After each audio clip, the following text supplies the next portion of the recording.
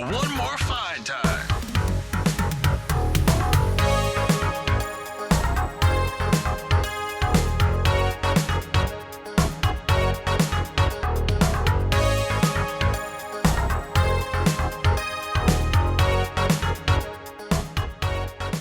Hello, party people. Hello, Sorcerer people. It's your boy Dre, and it's my Sorcerer Steve.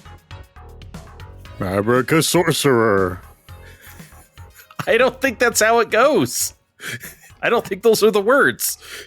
Yeah, well, Sorcerer isn't what anyone's going to think it is just by looking at the title, unless they've seen this movie already, in which case, why didn't you tell us about it? I know, right?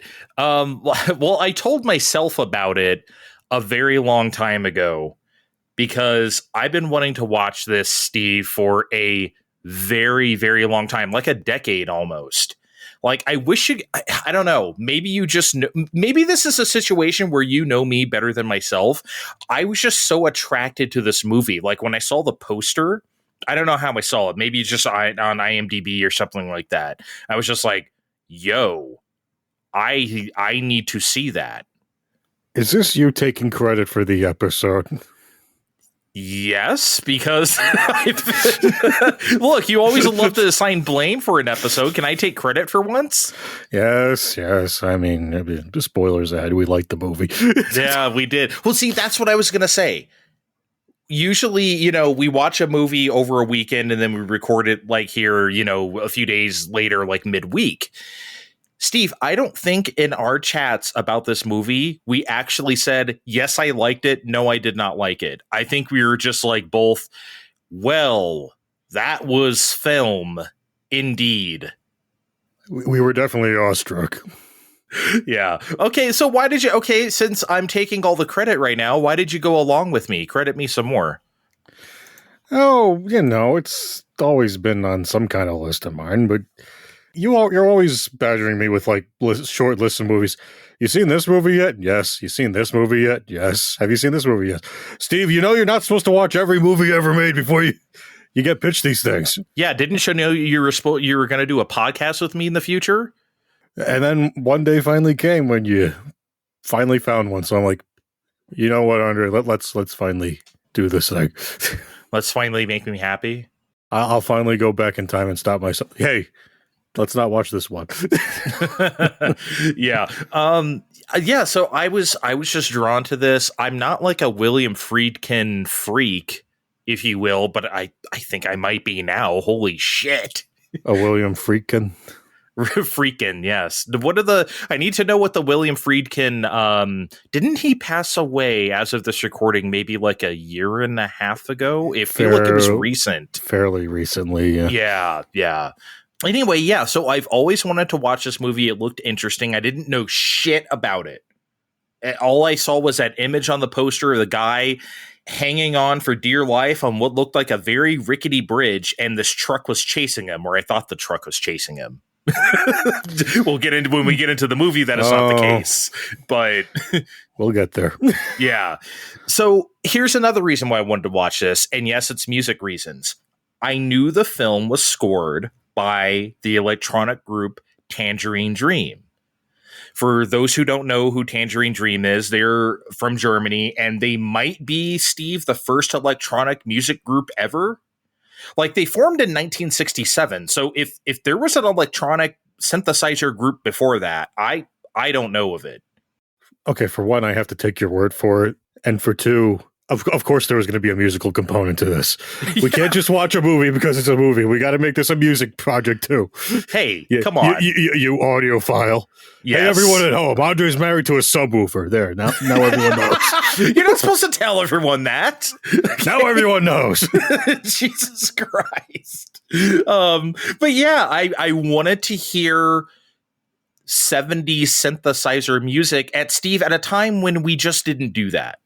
Right. So that I was very interested to see how that came off in this movie. And boy, it fucking came off. Even you noticed. I know you did. Yes. So, yeah, those are the two reasons why I wanted to watch it. The poster looked cool and music. But, okay, I guess maybe we should have a little preamble here. Usually we don't do this on movie podcasts. We're watching something that's fairly well known, but I don't think Sorcerer is that well known. No. I mean, William Freidkin was coming off of a project that was well known. He was looking for something to do after The Exorcist. I mean, maybe you heard of that one, Andre. Never heard of it. Really? Yeah. That's too bad. People are still making movies that are based around that one. Interesting. I'll have to check out The Exorcist, you said? Yes, The Exorcist. Okay, I'll write that one down. Yeah, anyway, he was going to make a movie called The Devil's Triangle. Some kind of small-time, 2.5 million budget, whatever. This was quickly canceled when it was found out that Steven Spielberg, maybe you heard of him, was working on a little movie called Close Encounters of the Third Kind, and that was much, much further along development. Never seen that. I'm not joking. I've actually never seen Close Encounters of the Third Kind. I have. It's something to see. Okay. But, you know, why let a little thing like that get in the way of making a thing? So we're going to start taking steps to adopt a book, The Wages of Fear, to screen. But we ran into problems. We already made that into a movie. Well, not we. The French already made that into a movie. And I'm not going to pronounce this very well. Le Salaire de la Poire. Does Kevin know any French? Maybe he can correct us. Yeah, everyone correct me in the comments or not, whatever. 20 years before this. So shaking out the details there involved talking it out with the book's author, Georges Arnaud, who retained the rights. Very unusual even back then. Yeah. And also agreeing to offer the prior director, Henri Georges Clouzot. Oh my God! Okay, these French names. Don't bother. No more French names. Just give us the deets. The French director was going to get a portion of the profits, but that doesn't matter, Andre. There weren't any freaking profits because by the time they were done doing all that and filming on location everywhere. Not a studio location built inside. They were between the opening vignettes and the big bulk of the movie being filmed in the Dominican Republic. The $2.5 million budget, little nothing, whatever, ballooned to almost $22 million and only pulled in $9 million. Yeah, that's a big old bomb. No one made money. And it doesn't take too long to find a scapegoat either because this started rolling out to cinemas in June 24th, 1977. And you know what showed up a month before that? Do tell. Star Wars. Oops. Yeah. And a small reminder for everyone at home, it's not like today where we have the multiplex and everything's in the movies at the same time. Theaters usually just had one screen and you'd have to pick and choose what you were going to show. And Star Wars isn't the name it is now, but it was definitely finding its feet and selling out theaters around this time. But, you know, it's been decades. We could certainly be mature and find out if this movie just got a bad break or not. I mean, we all like the movie, but, you know. I mean, it kind of did and it didn't, I feel like. First of all, it is weird that we don't think about... Now, I'm sure you're old enough as well to remember that there were older theaters around that did just have the one screen, because I definitely remember those in San Diego. We had one out by us that became the third run theater that they'd start showing things like right before they'd be gone. Right. And they were great for that. Now it's unfortunately now it's a community theater, and that was a big improvement, you guys. Dinner theater. Pretty much. I'm like, yeah, why can't we just keep the other theater there? Yeah, you know, so I'm sure I've mentioned maybe on the show or maybe also to you privately that we never really saw many of the 90s Disney movies right when they came out. We usually saw them 3 to 6 months later. We'd go to this one older theater in San Diego that just had the one big ass screen. And that's where we'd see them for $3. We saw a bunch of movies like that and other stuff too that way. Yeah. Yeah. Sounds but right. it is, I guess what I'm trying to say is I don't really think of us as growing up in the age of the multiplex, but we kind of did. We don't really know much else, honestly. We have to see old pictures to see oh yeah, here's this theater on the corner of wherever and wherever. And they just had a screen. Which makes me think that, if you were a small town, you were showing Star Wars, you had to live in, L.A. or whatever to see Sorcerer. I'm even thinking back to Seinfeld a bit, where it was getting it was fairly novel in that late 80s, early 90s times when they were starting to have 2 screens in the same theater. Ooh, wow. Amazing. I don't know. Yeah, I know. But like maybe when I'm trying to think of when I was growing up, I think the smaller ones had like 3 or 4. The big ones obviously had like 8 to 10. So I think like the bigger cities just got with it, and it's like, here, let's just have all the screens. I don't, like I said, outside of that one old theater we'd see the Disney movies at, I don't remember a whole lot of old ones. Oh, we went to that old theater. I remember one time we saw a double feature. It was the weirdest double feature ever. It was Pet Sematary and Death Becomes Her. Those are the 2 movies we saw back to back. So because spoopy, I guess. Yeah, I guess. But Death Becomes Her is like PG-13, right? So it's weird that they didn't just show like 2 like horror movies. But Death Becomes Her is silly. I'm sure you've seen it before because you've seen everything. Yeah. So I think my take on the Star Wars thing is like, I feel like Sorcerer didn't stand a chance up against anything. Like, I know people like to say nowadays that we're so artless, all we want to do is watch superhero movies and horror movies and shit, like, The Conjuring. And it's like, you know what? I don't think the audiences of 1977 were any more discerning than we are now. Like, I just don't buy that. They were all going to see Star Wars. If they were so arty, how come they didn't go see Sorcerer? Right? So, like, I feel like Sorcerer wouldn't have stood a chance in 1977, 87, 97, 2007, whenever. I think this movie was destined to find the small audience that it did and become sort of a cult classic like it is now, which is the reason why we're watching it. I feel like you or I, if we were of age in 1977 or otherwise alive, I feel like we would have gone to see Sorcerer, but we're weirdos and perverts. I don't think everyone's going to go see that. Well, see, that's why I think, no, I don't think it was going to be a major success, but in a time without Star Wars, hypothetical timeline without Star Wars, I would think this would have at least made back budget. Yeah. Not this time where we're seeing Sorcerer 9, Truckosaurus's Revenge, but I would have thought this would have made back budget just by law of like, okay. Well, I got nothing to do for the next few hours. Let's see this. Let's see whatever this movie is. I figured let's at least, it would have, made $9 million. It would have done better than $9 million. It didn't help that it went so over budget, though. It ballooned to over twice its budget. So yeah, they should have. Obviously, it's worth it. You see it on the screen. It does look like an expensive movie. Every penny was used in this movie. You can see where the money went, and it was well fucking spent.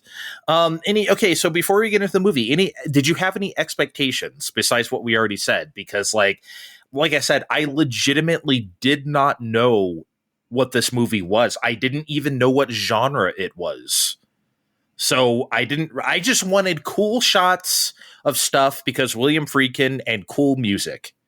I wanted basically a vibes movie, as we like to call it. And Steve, I think I got that in spades.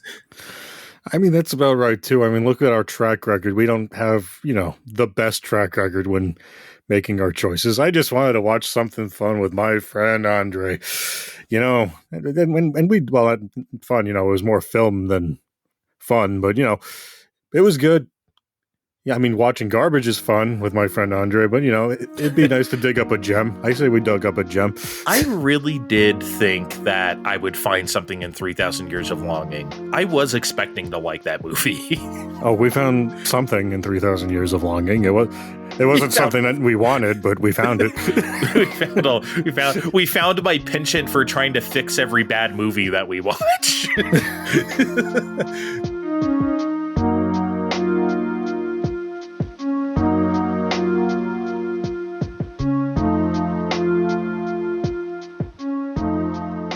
All right, Steve, let's get into this shit. So you set us up. So the movie starts. Someone falls asleep on the electronic organ as the logo pops up. We then get a look at a stone head. And then we just whip into Veracruz, where a man in a turtleneck is shot in his flat by a guy in a blue jacket. This we find out later. This is Nilo, played by Francisco Rabal, and this is all in 1 minute. That was very fast. Sorcerer wastes even less time than Sleepy Hollow did and making sure you're paying the fuck attention. Oh, you better be paying attention. Because if you miss those first 5 minutes, you are lost. If you show up to the theater late, forget about it. Like, you're toast. So, by the way, I'm not letting that go. How goddamn dare you refer to that beautiful synthesizer tone as falling asleep at the electric organ? Okay, but there had to be, we do find out later that there's more than one note on that thing, right? It's just the one note, and then the head pops in. By the way, did that stone head that they put the title card over, did that ever come back again? That doesn't come into play, Never right? again. Freakin', you fucking freak. Freakin'. So we're in Veracruz. Literally 90 seconds later, we're in Jerusalem? Yep. What the fuck, man? Just in time to watch some Palestinians disguised as Jews, and by disguised, I mean they got some yarmulkes on. They hop on a bus just in time for a bomb to go off. And in the span of that 3 minutes, we get their leader, Qassem, played by Amado, quickly taken in and making some kind of deal we don't hear about on screen because, we got to transition to the next part. Yeah, I did notice that when they were at that one building that blew up, I did notice they were waiting for the bus. And when they got up, I saw the bag. I was like, oh, they left their bag. Oh. Yeah. Some things never change, Andre. I did notice that. But dude, okay, so before we move on to the next location, because we're whipping all around the place in this first half an hour, I need to say, this is damn near shot like a documentary. Like, it is so expertly done with the use of handheld cameras, like when they're going to their hideout spot, when they get off the bus and they're going up the stairs and shit like that, like the cameras following them like that. I feel like I don't know. Someone correct me. I haven't watched the most 70s movies. I feel like we weren't really doing that yet. I feel like that's more of an 80s, 90s thing. Nothing in anything I could think about right this second, no. Yeah. And all the nice tracking shots of the people on the street, close up in the Jerusalem part, Good God, William Freidkin was a fucking master. I did not realize. This is the first movie of his I really sat down and watched, and I'm just kind of blown away. It's so beautifully shot, Steve. I didn't even notice they weren't talking. It's 5 minutes into the movie before anybody says a word, and it's not even in English. We'd have to wait 20 minutes for someone to say something in English. See, this is where you got me because it's just so expertly and naturally done that I didn't even notice that until you put that down. Because 6 minutes and 30 minutes in, we're in Paris now. Yep. We got Victor, played by Bruno Kremer. He's just celebrating his anniversary with his wife. And that's cut short when he's accused of fraud based on, falsifying loan collateral at his firm because, that's riveting stuff compared to everything else we're doing so far.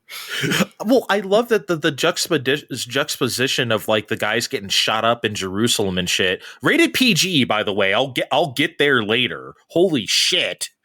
But and then the relative quietness, right, of the Paris part. It's just there's almost no music. Yeah, we're hanging out at the I guess it's a hotel room. We're on some kind of celebration trip, and we're going to brunch or a luncheon or something because we're getting these expert shots of perfectly cascading wine and this roast getting cut. Okay, fat guy question. Were you getting hungry with that too? Because holy shit. Yes.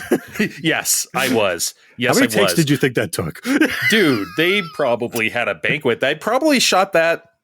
You know what? They probably shot that scene last. So that was the wrap banquet for the movie for Sorcerer. Because for everyone eating the very primped French food.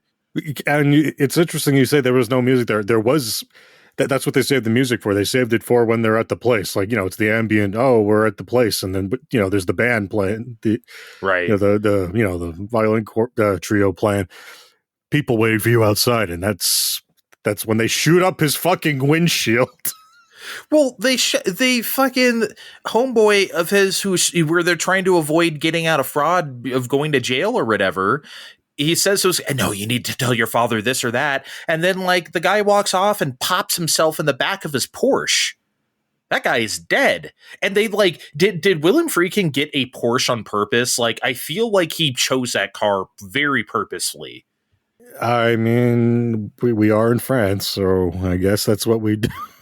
Yeah, but no, I was eyeballing the hell out of that food. Like it looked kind of. You remember that account on Twitter, 70s Dinner Party, that shows like the horrible like mid-century like aspic molds of like, you know, like terrible mid-century food. Okay. Like some of it looked like that, but I was like, you know what? I'll get down with that. I'll eat just about anything served to me on a silver platter. By the way, have you ever had escargot? I noticed I'm eating some of that. I've never had it before. I never did either. The one time it was offered to me, it was, you know, that kid stage where, you know, ew, escargot. I'm not eating that. Oh, yeah. I'd try it now. I think I would try it. I would be very hesitant still today, though. I would give it a bite, I think. No, I would try it now, but Sam, be very hesitant. Like, you know, I'm almost 40. I got to do it now. I'll look stupid if I don't. But yeah, even more like people, man, the way William Freidkin watches people, I guess, through the camera, where it feels kind of it feels perverse almost. It feels provocative. Am I wrong? It feels like like you're looking at something you're not supposed to. I mean, yes, you're right, but I guess it just goes a long way in making the movie feel real, and it just carries on throughout the whole movie, as we'll find out. Yeah. Then we got one more establishing location out of 4. As if we weren't spoiled already. We're going to go to Elizabeth, New Jersey. We're 16 minutes in now. Irish thugs. We're still dealing with those in the 70s, apparently. Yeah, we are. Led by Roy Scheider. Hey, we know who that is. Please tell me you know who that is. I have no idea who that is.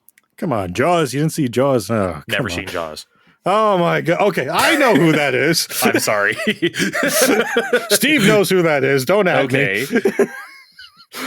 They happen to be robbing the wrong mafia-led church, and then they shoot a priest who happens to be the mafia boss's brother, and then they all get killed when their car gets run off the road, leaving only Scheider alive. Oops. William Freidkin, I found out real fast, loves his sudden deaths. You are alive, and then you are dead. No pomp and circumstance. There were cramming Irish mob guys in that car, and he was the only one that made it out. Yeah. Okay, so like when they're at the church, right? Like, why did did you notice the bride had a black eye? Yeah, at the altar? This is another example of perverse things we probably shouldn't have seen. Like, they made sure we saw that, and you know what? This never comes up again. That is just... I love shit like that. It's great that it's there, but it does not come up after this. Not that it needs to, I guess. So, okay, so all these 4 characters from these 4 different locations on the globe, they're all obviously in trouble, down on their luck, whatever. So they all go to somewhere in South America. Yeah, they filmed it in the Dominican Republic, like I said before, but we're going to call it Porvenir. It's unique there. It's somewhere in South America. Oil barons took over however long ago.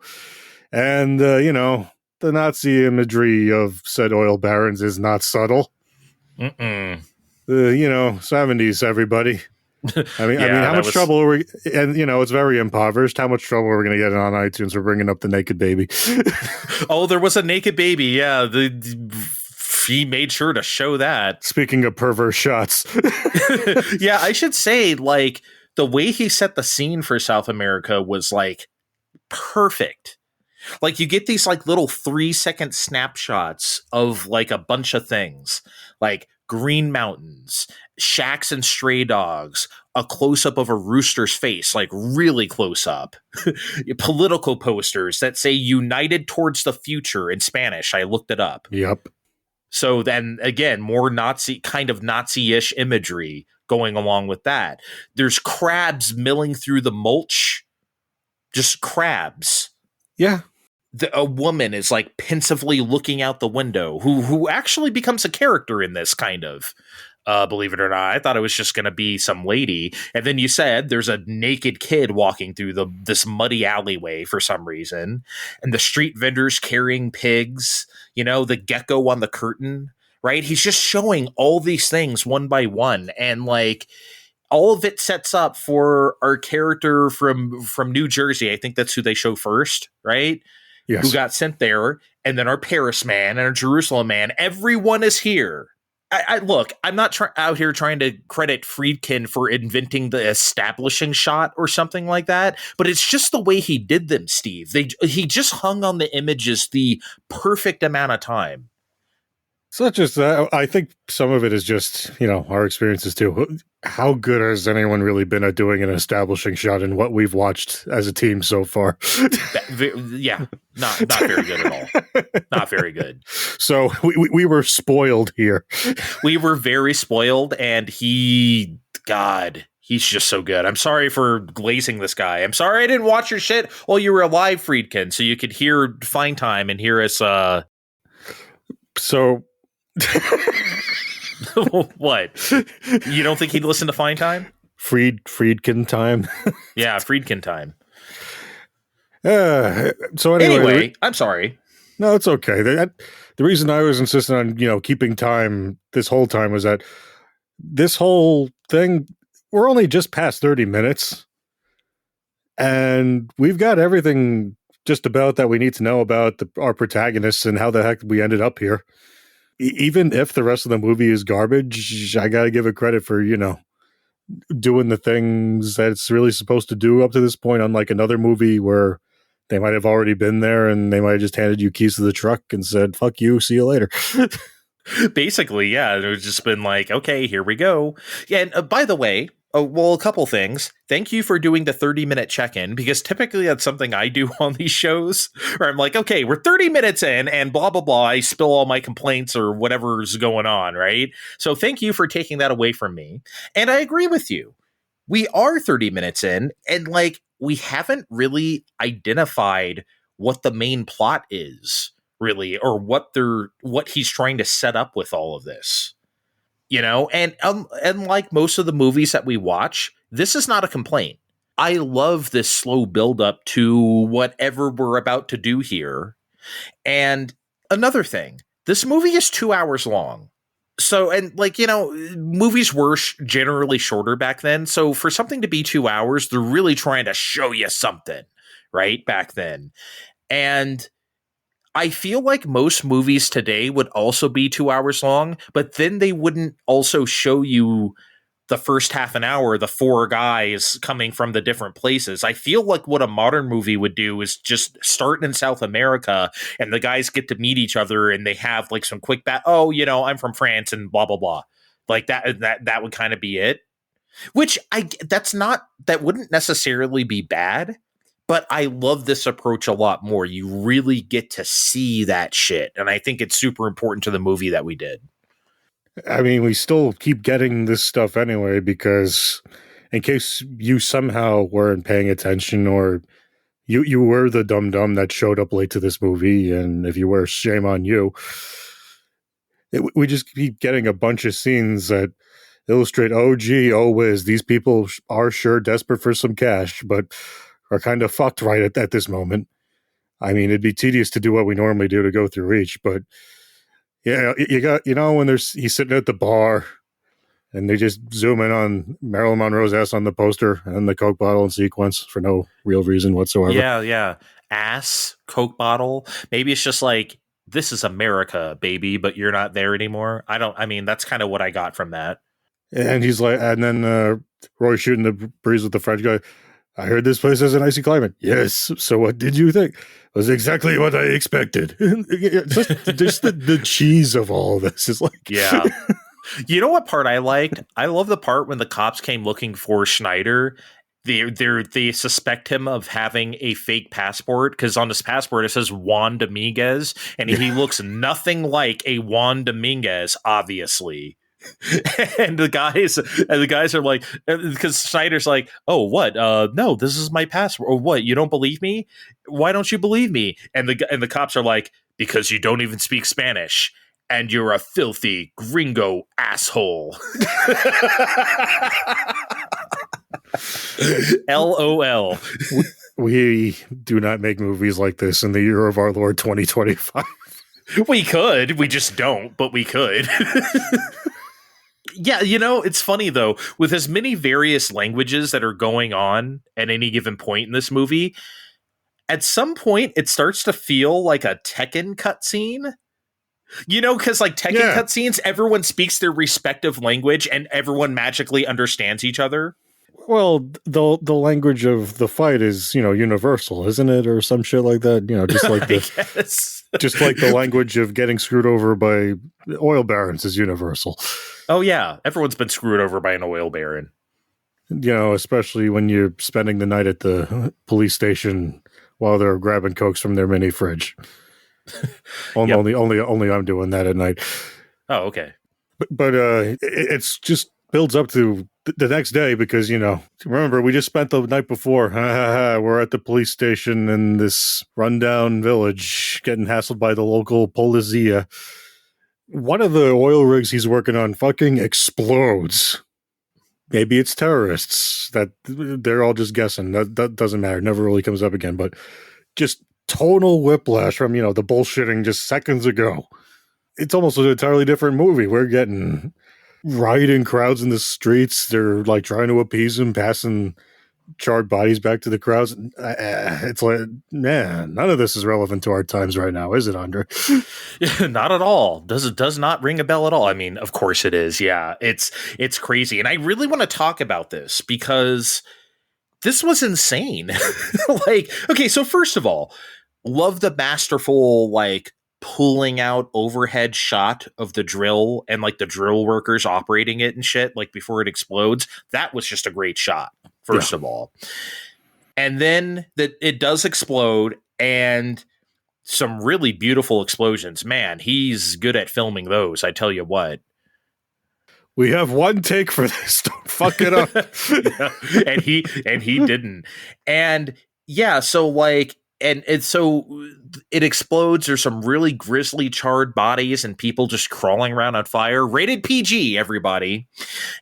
And like you said, this leads to a mob scene of anger and social unrest unleashed on these trucks. They're beating on these fucking trucks. They're banging on it. They're so pissed. It looks like they're going to tear the truck apart with their bare hands. That's what it felt like. The anger was so palpable. If they kept going, they might have. Yeah. And of course, the guys on the trucks have rifles and they fire them in the air as warning shots to scare people off. That's not working. That is not working. No, they overwhelm those trucks and they take their fucking guns and they set them shits on fire. The feelings are real in this. Well, as real as they can possibly get in this scene, and we're going to talk about some real feelings later too. But it's holy shit! Are we still watching the same movie here? Holy crap! Yeah, did it just became Apocalypse Now or something, right? It felt like. I don't know if I go as far as to call it tonal whiplash, but it definitely was different. It was something. And I think the scene is really interesting for another reason. And it's because movies from this time always depict Latin American countries as these backwards places, and in a way that makes it look like they deserve to be poor or destitute or some shit like that, right? I think you understand what I'm saying. And Freidkin is not doing that at all. Because the fact that he even has scenes like this is showing, hey, this is fucked up, and maybe these people don't like this any more than we would, right? And I feel like you don't usually get that from movies like this. So I thought that was great. It's tough to explain how it is unless you're actually watching it, but it's definitely it's authentic feeling. Really, very. Yeah, I mean, just the use of so many extras and in that way. Again, you can see where the budget went on this movie because that shit's not cheap, and he really pulled it off. It was an image I legitimately won't forget. I certainly won't either.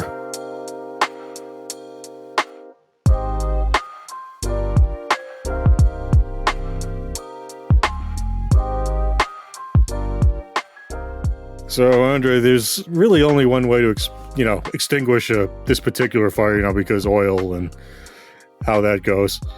And that's with dynamite. I guess you'd cause a landslide and just bury it. And the only supply of it is compromised. Sweaty's the word they used. I guess that's it. You had the nitroglycerin slowly leaking out.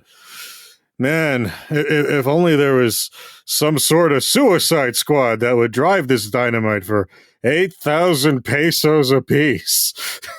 If only there was 4 guys from 4 different countries who just came here who could do something like this and are down on their luck and really need the money.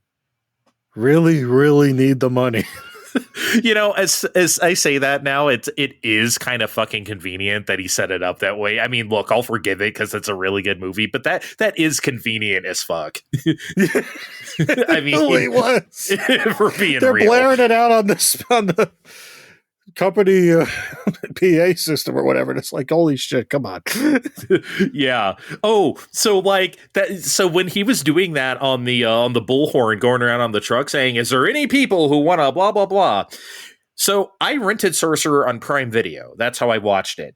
And the description for Sorcerer read as such. I wrote it down because I thought it was funny. 4 unfortunate men from 4 different parts of the globe agreed to risk their lives transporting gallons of nitroglycerin across dangerous South American jungle. What the fuck? Right? So I was just, when he was doing that, I was like thinking he was saying that into the bullhorn. Are there 4 men from 4 different countries who need some money? He should have just said the description of the movie. Desperate American gringo looking at you. From Elizabeth, New Jersey. Step right up. Yeah, just just saying their whole backstory. Okay, so obviously they all sign up for this and they're going to transport this nitroglycerin, dangerous, very dangerous substance that could explode at any time if you jostle it wrong, across the jungle. But before we get going on our truck journey, I think this is the time where I must talk about my favorite thing, Steve, which is, of course, MPAA ratings. I've already alluded to it a couple times already, of course, but this movie's rated PG. I cannot believe it.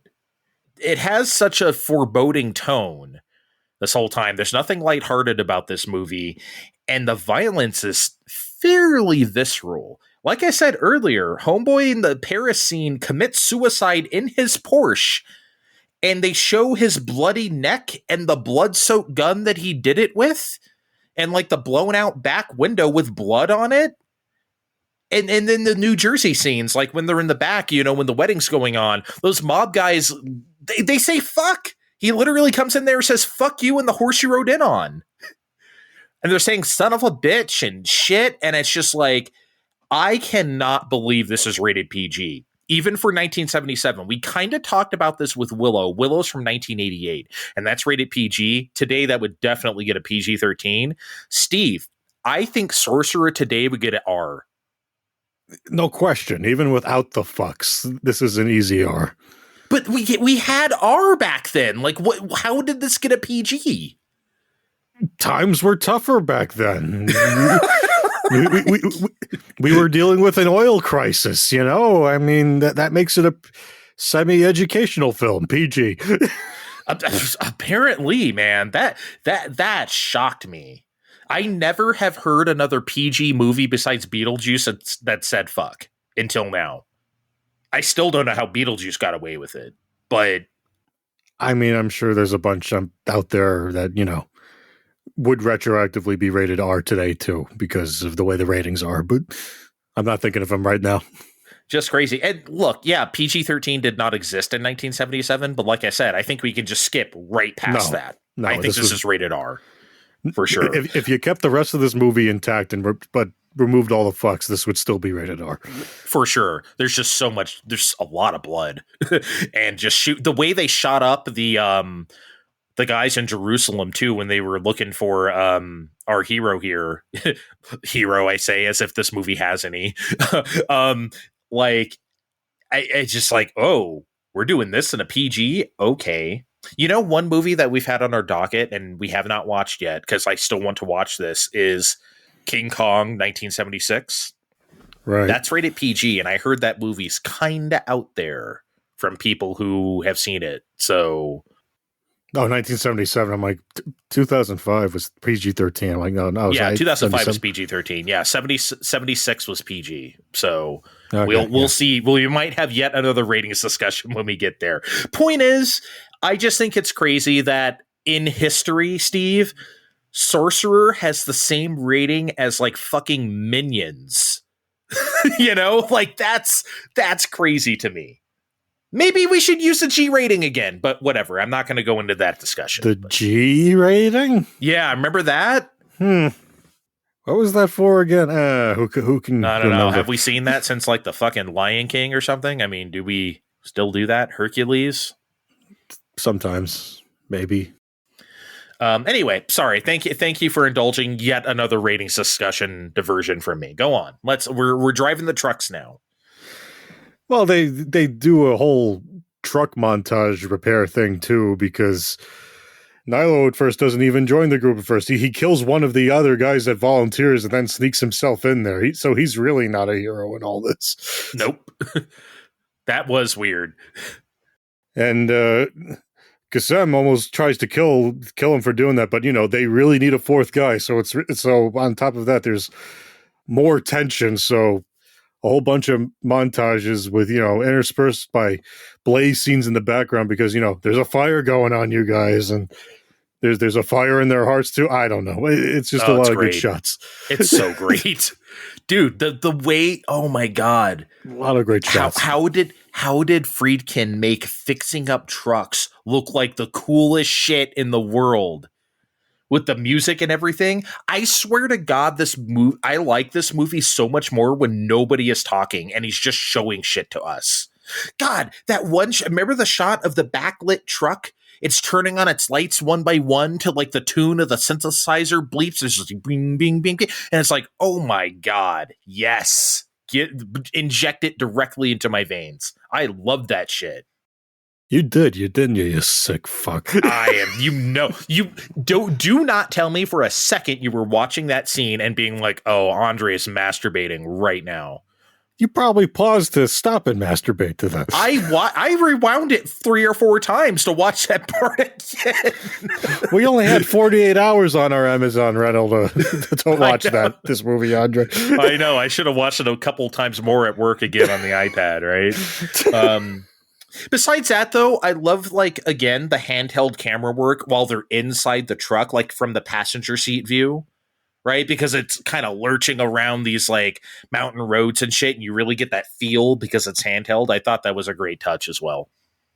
Which I guess is a good time to actually start about, you know, actually driving around on the trucks, because, Andre, we don't skip out on anything bad that can happen to these trucks along the way. We sure don't. I guess we get stopped by someone from a local indigenous tribe playing chicken with the truck. What was that dude about? That was so weird. Like they're trying to shoo him off. Like, come on, guy, this is really not the time. We got explosives here. Like, come on, shoot. yeah. Come on. But there's a scene where we're getting stuck in a ditch and we got to gently get it out of there, lest it explodes. Getting stuck in these torrential ass downpours. We need to, as a society, bring back comically torrential downpour in movies. We don't have that shit. We have like nice light rain. No, I want like it was a dark and stormy night ass, like whatever this movie is doing. Where we can barely even see the trucks. Yeah, I love it. They're being forced to drive across these old bridges. Especially that one where they almost snapped the bridge apart. The one on the poster. Then there's just all the old and bad roads in general that also just start crumbling beneath them. I love that how did he turn driving a truck across all these terrains and like two different kinds of falling apart bridges into like action set pieces, basically. Like, who does that? This guy is crazy. The first one is cool and that's intense, right? Where he's trying to go around the bend or whatever on that rickety plank thing. But when they get to the bridge, like the one on the poster, it didn't disappoint, Steve. That shit was amazing. Honestly, incredible. Just played that such a simple concept, masterful execution of a simple concept turned up to the absolute max.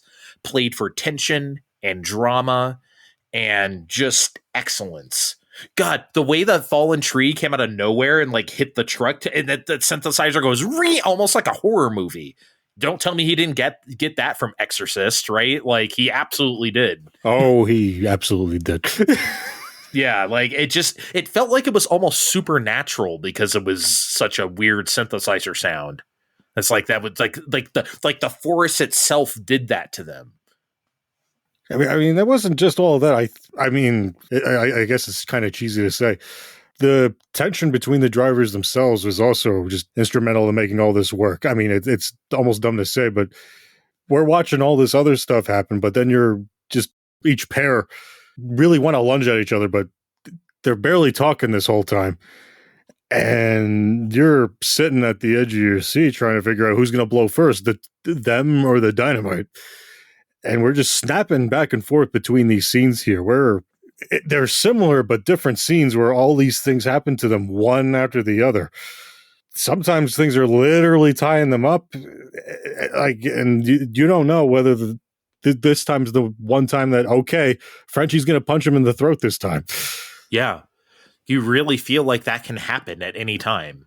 Right. And that's what makes it great, because if you're just assured that like, oh, these four heroes are going across the jungle to transport this shit, like you're just thinking, OK, nothing really that bad is going to happen to them. It's not like they're going to die or something, but you don't know that because, like I said, none of them actually like each other. They're just working together towards a common goal. And we've established already that William Freidkin will kill anybody and everybody at the drop of a hat. And they get very close a whole bunch of times, but they never do at this point of the movie. And like you already brought up, and Andre's always likes to kill me, this is why we need real sets. Andre picks on me every time I say I don't like the green screen so much, but none of this was going to hit the same on a soundstage. This is really why we can't have this movie in 2025.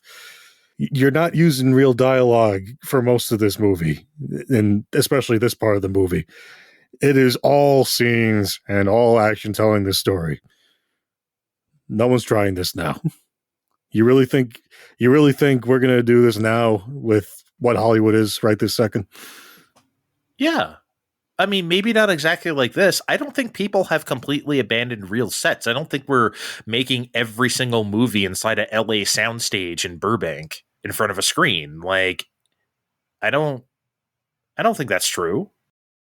I guess it would just go back to the earlier conversation of the Philistines would still not go see it. Oh, no, nobody's going to go see this movie. Not in 2017 or 2027. It's not happening. Oh, God, if they did the 50th anniversary re-release a couple years from now, I am seeing that shit on the big screen. I will be the only one at that theater seeing this movie. Oh, yeah. I'm there for it. I don't really have, I kind of want to just say, because I mentioned it up front, the music is one of the reasons why I wanted to watch this. And I'm not going to go completely into like all the music in this movie, but yeah, it's great. It's fucking great. It's so good. It's funny because I heard that they got a lot of movie score work in the 80s because of Sorcerer. And if you just listen to this movie, Steve, in isolation, it really isn't remarkable compared to a lot of stuff from the 80s. But it bears repeating that this is from 1977. Nobody was doing this shit yet. But they were in Sorcerer. So yeah, now it sounds like every movie from like 1986 or 7, but they did in 1986 several years before 1986. It's just incredible. I swear to God, they gave Steve. Did the truck have its own theme song or not? I swear, whenever they were showing the truck like rolling across the mud or something like that, it had a particular, I don't know, when they were showing those pornographic shots of the tires and shit, it had some sort of song to it. It had a sound, yeah. I was just going to say, it's like what you say, Andre. When does the decade actually start for music? It's not necessarily 1979, they wait for the clock to go down. Okay, it's 1980, time for the 1980 music, right? So it's the other way too. Like they were just preparing for the 80s in that way. Well, Europe was way ahead on the synthesizers compared to Americans, though, which is probably why. I mean, Tangerine Dream is from Germany, so they were on that shit. That'll do it for them then.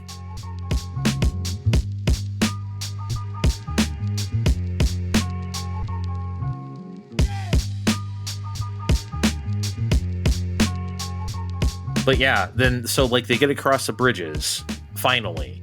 Yeah, and then we got to deal with the trees, the fucking trees, and then they just spare just enough dialogue to suggest maybe we use some of the dynamite to clear it out.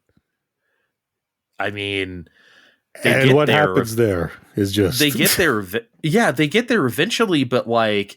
Homeboy has to have like a nervous breakdown first after they see the big tree blocking the road, and he's just like screaming. He's out of the car. He's taking the machete and hacking at the vines and leaves and shit, and just like trying to hack a hole through. And he's yelling at the other guy, literally throwing a machete at him. "Start chopping," he said. Remember that? Yeah. And he's just standing there. It's like, I'm not doing shit. Crazy man from New Jersey, Elizabeth, New Jersey. Like, it's just, I don't know, man. I love that Freidkin dedicated several minutes of screen time to this guy just losing his mind.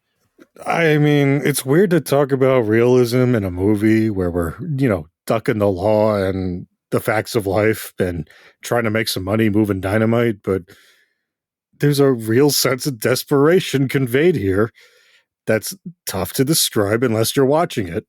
But, I'm going to attempt to anyway. By saying, if you were out there dealing with an Oregon Trail's worth of bullshit with these trucks, I would say these would all be very appropriate reactions to have. In another movie, I'd probably bemoan, oh, geez, guys, 7 minutes of machete time or 27 minutes in the rain, but we don't waste any time doing anything here. Everything just feels so appropriately edited and written and put together that we did not waste any of our time or money in this movie. Yeah, movies back then were long for usually a reason for most of the time. Like I said, movies back then were generally shorter. So if something was 2 hours, they usually made it worth your time. They had a lot to say, and this movie had a lot to say and show us. So first of all, I love the way they blow up the tree with some mousetrap ass like device. Oh, we're going to put the rock on the thing, and then we're going to cut the sand from the thing, and then the rock is going to fall down on the dynamite and it's going to explode and shit. It's just like, what if this doesn't work? Like, this is a terrible idea. It did work, but it very easily couldn't have. Okay, guys, we only have one take for this shot, too. If not, we have to rewrite the ending of the movie. I got to go ask United Artists for $2 million more for more explosives, so we better make this count. But so they blow up the tree. They start driving along again. And you know what, Steve? Sometimes you try your best in life to navigate whatever situations that come along the best you can, and you really feel like you're succeeding. You got through the jungle and the rain and 2 different rickety bridges that tried to kill you at every turn, and you got past this big tree, and you're just rolling along, and then your tire pops, and you go careening over a cliff, and your truck explodes, and you're dead. And that's it. Life is over. That was half of the guys in one shot. Yeah. Just like that. I love it, man. I love that it happened that way.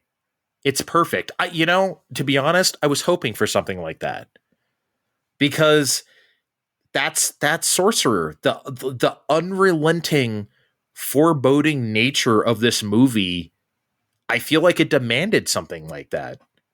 Life's a bitch and then you die, right? Like that's perfect. Well, it's more than okay, because if that wasn't foreboding enough for you, a bunch of highwaymen show up for the other two guys, and I guess someone shot them all. I guess, yeah. I'm not sure what happened there. Yeah, I'm not so sure either, but Nyla's bleeding out and Shudder's hallucinating as fuck.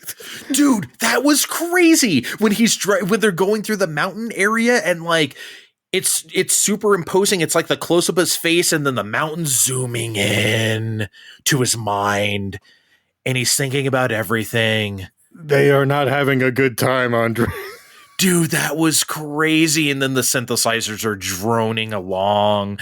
He's losing his mind. He's like thinking about everything. He's thinking about things he shouldn't even have been privy to. They even showed shots. Remember, they showed the shot of the truck, the other two guys dying, the truck exploding, the blood running down the hill into the guy's 10th anniversary watch from his wife, the French guy. What the fuck was that? You're seeing through time after a while on these roads, man. Dude, just his eyes and the mountains, and just like, is this guy about to completely lose it? And I think what happens? The truck breaks down. They have to walk it the rest of the way or something. Or well, Nylo finally does bleed out and die, so it is just him. The truck just breaks down. It doesn't fall apart like the other one does. So the dynamite's safe, but he does have to like rough it 2 miles or so through the desolate area to he's still hallucinating the rest of the way. The workers find him, thankfully, but he's out. Yeah, he's toast. But they make it back to town. He's a hero. Here's the whole payment. Hold on a second. Wait. He wrote 218 on the dashboard, remember? Maybe that's how many miles he had. Because remember, he looked at the pedometer and it said like 216 something. You remember what I'm talking about, right? Yes. They wrote 218 before the journey. Right. So maybe that's all the gas they had or something? I don't know. Yeah. You remember what I'm talking about, I though, do. right? Like, okay. Yeah, but maybe that was it. Anyway. But none of that foreshadowing matters because, Andre, they fucking made it. They made it. One guy fucking made it. He's going to get paid everyone's money. He's going to mail a letter for Victor because, he's going to be a decent person like that. He dances with the lady who gave him a crucifix earlier because, why the fuck not? He's having a great time. But, it's never, easy for anybody because the mafia people found him in the backwater Baron village and, I guess the movie's over. Roll the credits. You do hear a gunshot. I feel like you hear a gunshot before the credits. Yeah, but that's all we get. We don't know who got shot and where because it was just the establishing shot outside, but someone got shot. What do you think? I think they just shot him. I think they shot our Roy Schneider. I don't think it matters, but based on everything else, yeah, they got him. Yeah, right? That's how that would be the fitting end for this movie, and it's fitting that they didn't show us. But that's a great ending. Just an excellent ending. There's so many movies that try to do that, and I feel like most of the time they should show you. Like, I'm trying to think of examples. You saw Inception, surely, yes. Right? They kind of leave that a bit open-ended. I think they got out. That's the only thing that makes sense to me, but some people don't think so, right? I feel like that movie would have been better if they had shown us definitively one way or another. But then there's other stuff like Total Recall, Steve. Total Recall 1990, of course. The only one I recognize, where it's like, was that part of his memories, or did that actually happen? Or did he, whatever. So, but this feels in the vein of like, yeah, more like Total Recall. It's like, yeah, I like that you don't know, even though we kind of do know. Speaking of, remember when everyone was debating forever about The Sopranos when they did that? They shot him. They killed Tony Soprano. Come on. Yeah, but remember when everyone like tried to find ways that maybe he didn't? I don't know why. Yes, I do remember it, but I mean, I hated that ending just because everyone's like, "Come on, guys, they shot him." Yeah, but I mean, here, I don't know. We packed so much in the 2 hours, and we got so attached to everybody. And I mean, it doesn't matter. The story's over now. Yeah. There's no doubt in my mind. He's dead. All four of our quote unquote heroes are dead. It's refreshing to have a movie with no good guys, right? Because I feel like, Steve, today, I feel like we just do the anti-hero thing, like the Don Draper or whatever, which is great too. Don't get me wrong, but or like you said, the Tony Soprano. But I like when there is truly no good guys, like the Hateful Eight or something. Yeah, everybody's got to have some redeeming quality these days, and it's like, yeah, for the children. You have seen the Hateful Eight, right? Yes. I mean, everyone's a prick. They try to make Samuel L. Jackson like the main character, quote unquote, good guy, but he's no good either. That's about as good as it gets. Yeah, and he's not very really good. He's just sympathetic because everyone's calling him the N-word. That's about it. That's about it. But he's not good either. But yeah, I like movies where there's just no defined good people. People are just doing stuff. I got what I wanted, Steve, out of Sorcerer. Absolutely. I don't know if you ever wanted anything from this movie in the first place like I did, but I definitely got what I came for. Well, like I said before, I wanted to watch a movie that I said, why did we bother? But no, I like this movie. So in that sense, I got what I wanted. I mean, all right. Unless you got anything else, I think we can get the hell out of here. If you got any more movie notes. I mean, I do have one final question for you, though, if you don't have any more notes. What would that possibly be? It's the thing I've been wanting to ask you this whole time.